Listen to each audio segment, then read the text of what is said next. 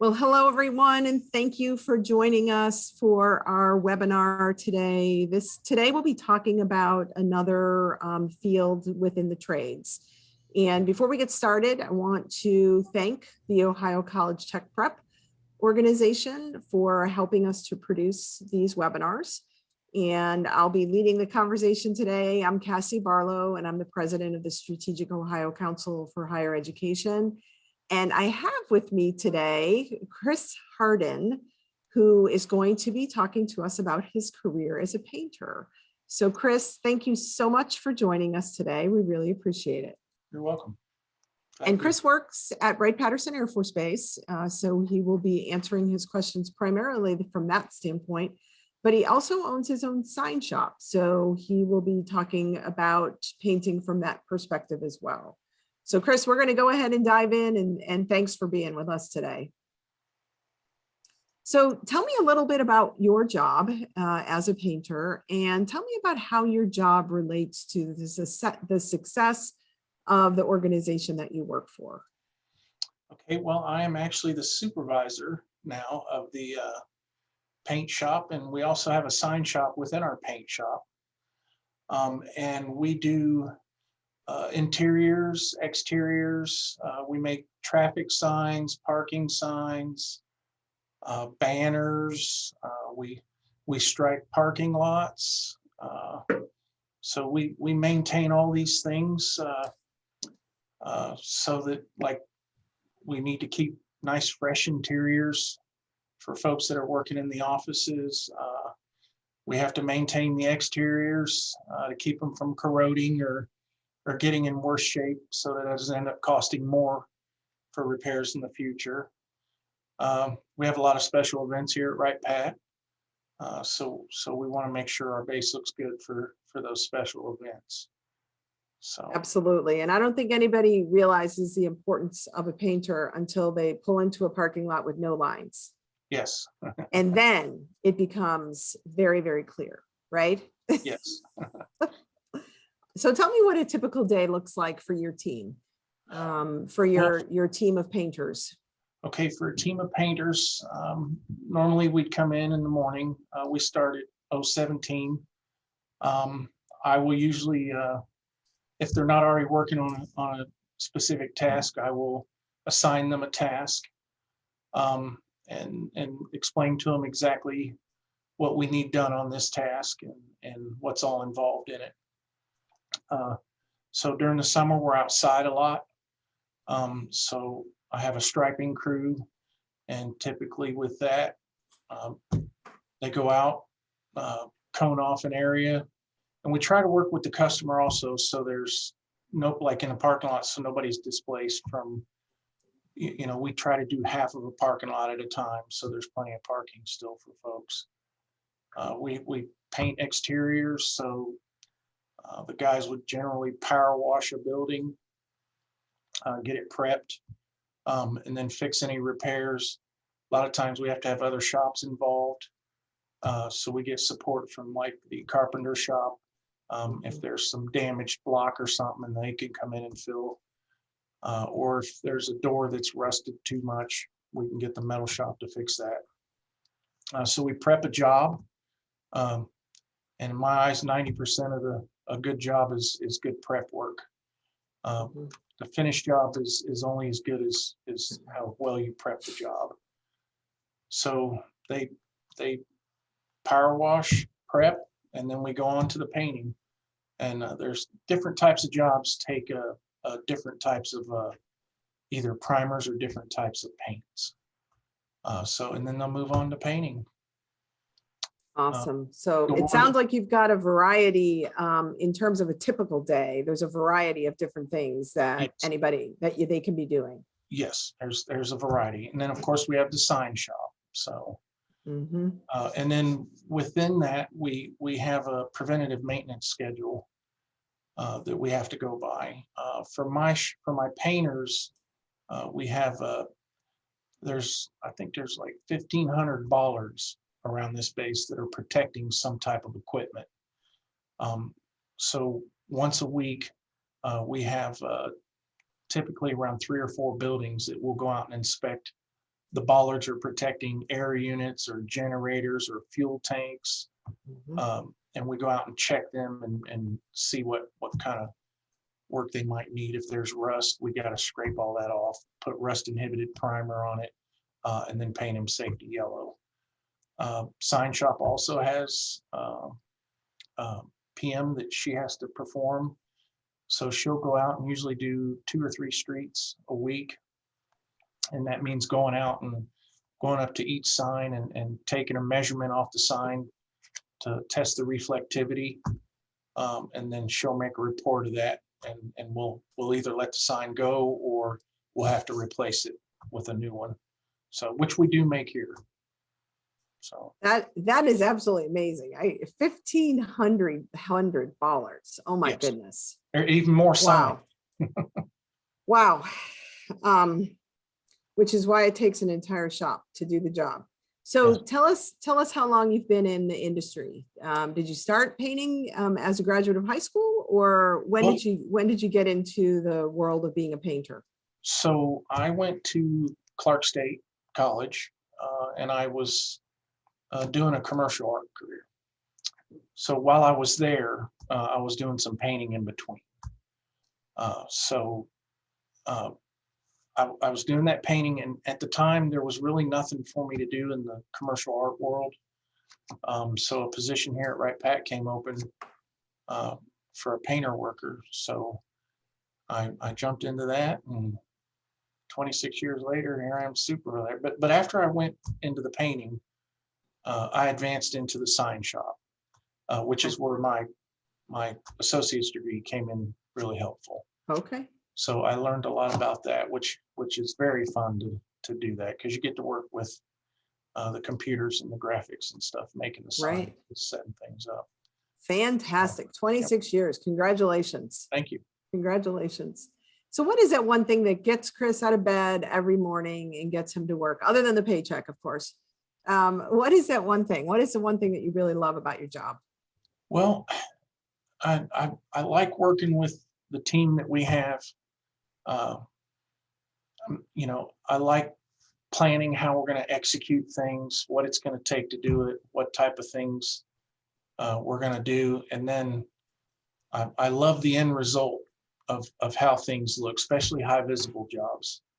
And I like rewarding the guys for that. In the sign shop, the same thing. I like working with, I only have one sign person who takes care of the entire base. So I kind of fell in love with that when I was in that sign shop. It was something I really liked. So I help out in there a lot too. But yeah, just working with everybody. I've got a good group of people here. Awesome. Awesome. And the value of your work. I mean, at the end of the day, 30,000 people, probably more than 30,000 people a day get to see with everybody traversing the installation, get to see the quality of your work and how much time and energy you spend in that work. Yeah, we're one of those trades that you get to see the finished product. That's awesome. That's awesome. So talk to me about, how your day is broken out. Is it mostly spent in groups and meetings, or, if you could kind of say percentage wise?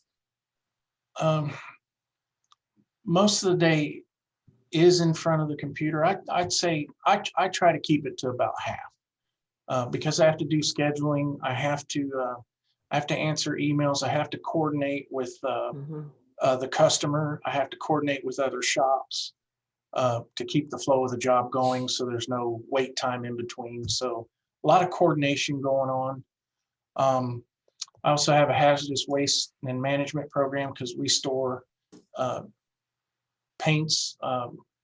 So we have to store them correctly. We have to dispose of them correctly. So we have an accumulation point where we have waste barrels. So those are very important. We have to maintain those and keep that real nice. So, but I do try to get out. I have to do job site visits.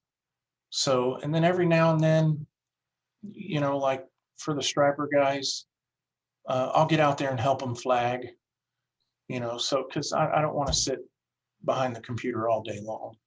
So I'd Well, say and I'm sure they appreciate that too. yes, they do. They do.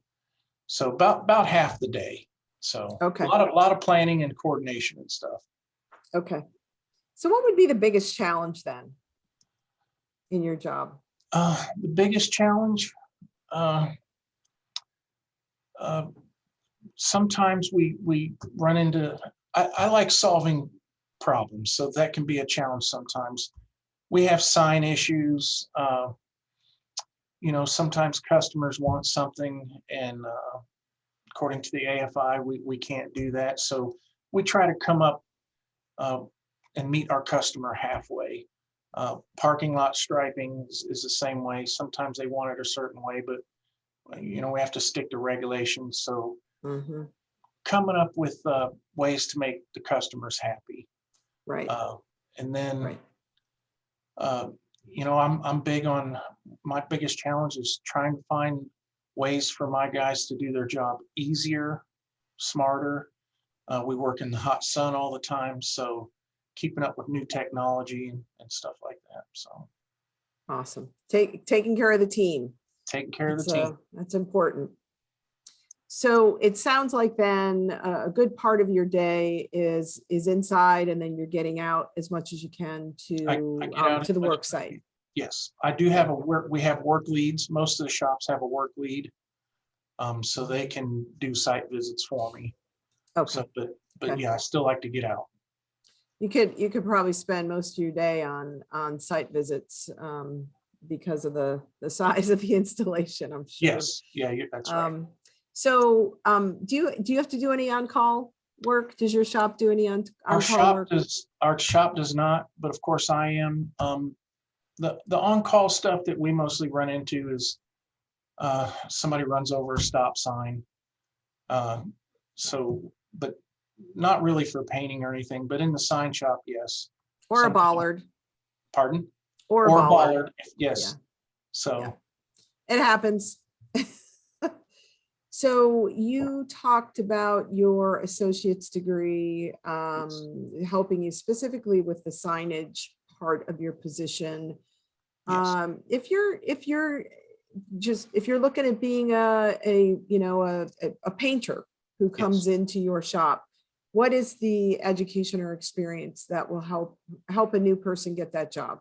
well, unfortunately, there's not a whole lot of training out there in the painting experience. Usually you're just thrust right into it in a job and you're going to pick it up from coworkers and stuff. Right. But here at Wright Pat, it is essential that you have computer skills. Because like our guys have to get on there and into ATAP system, which is our time for the week.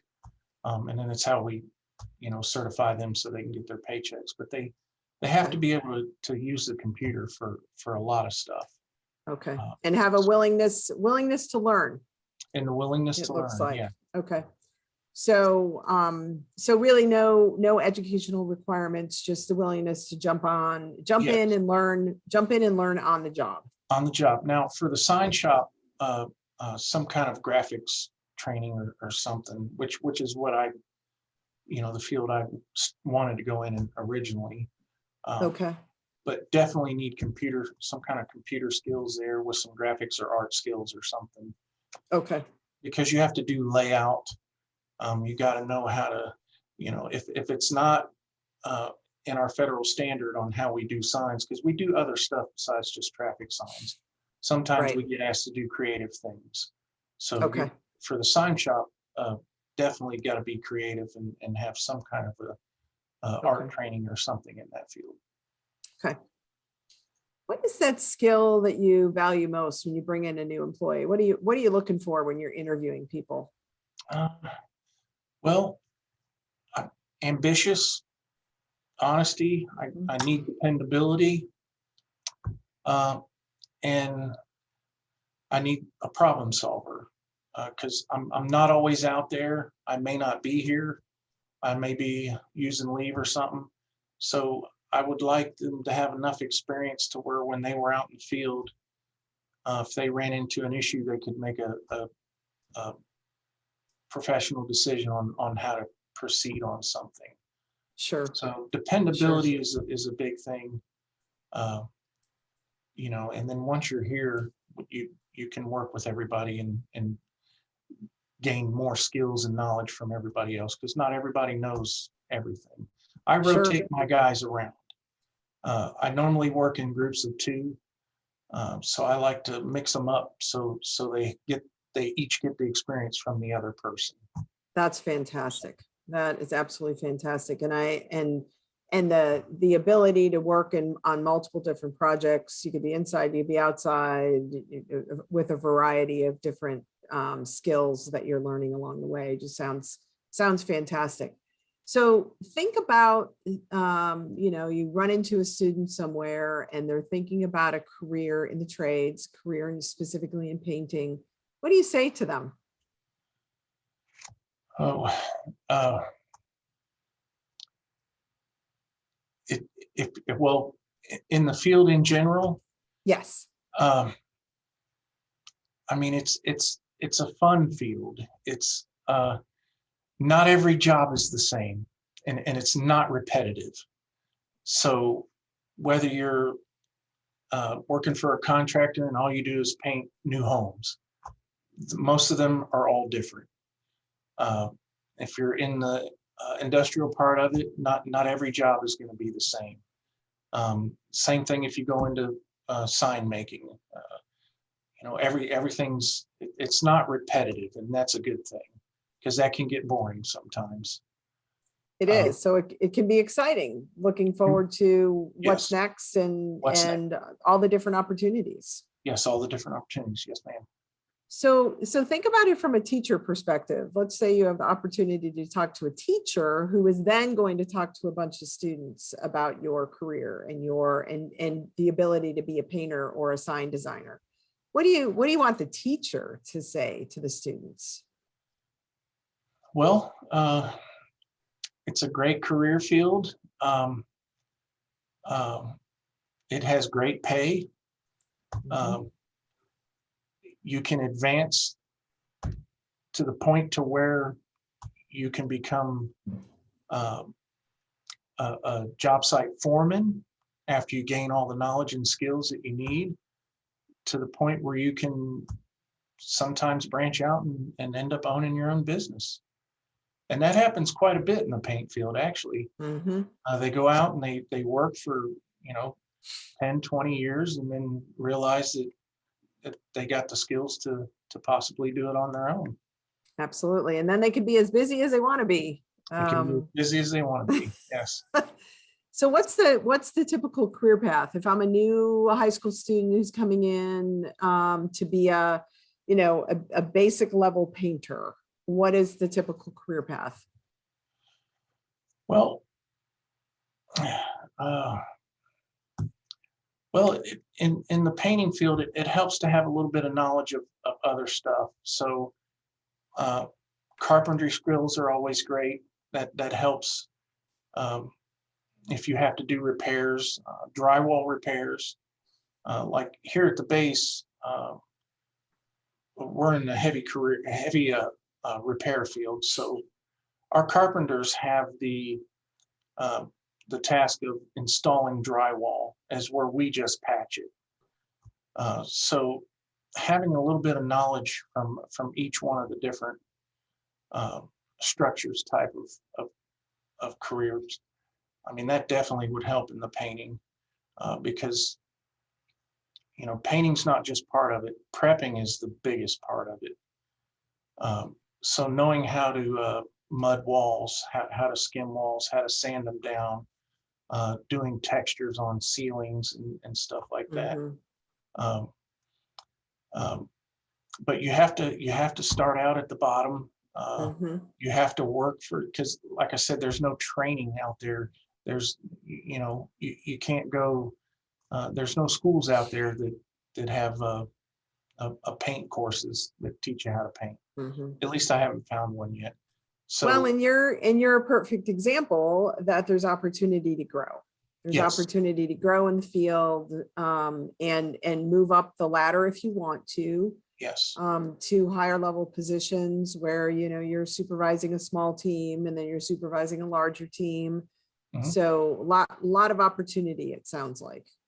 Yeah, so the path would start off working for a contractor or like Right Pat, and then, you know, gaining all that knowledge and experience, and then becoming a foreman, a work lead, or a supervisor, such as myself.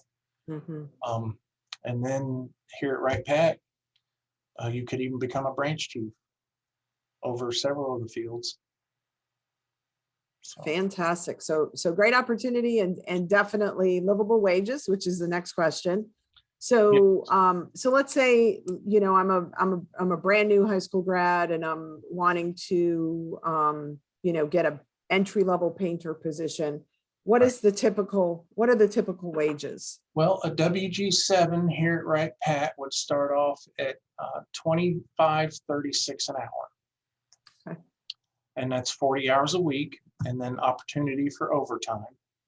Okay. And within that WG7, there's 5 steps.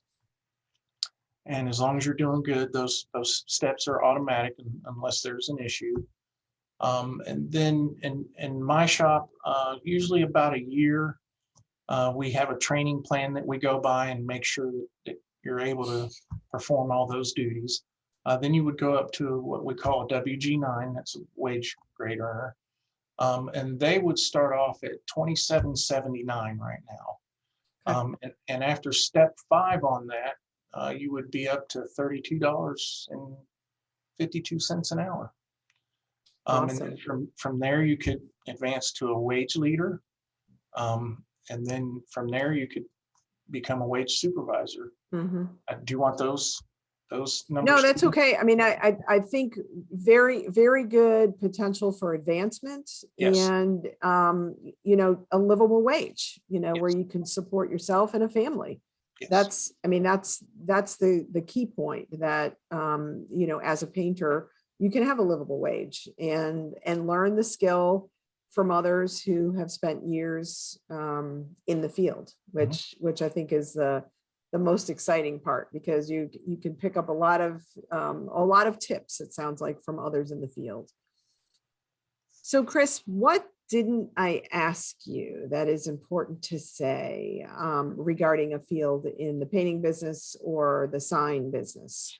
Well, I just want to say again that uh, at Right Pat, because we do have striping and we do have a sign shop, um, and we let everybody help out a little bit on everything. So everybody gets a chance to stripe a parking lot, paint an exterior, power wash. We assist the sign maker sometimes when she gets an overload of signs. So there's always something to do here that's not like it was the day before. So it never gets boring here. And then another thing I want to add is uh, in the painting field, you find some creative people.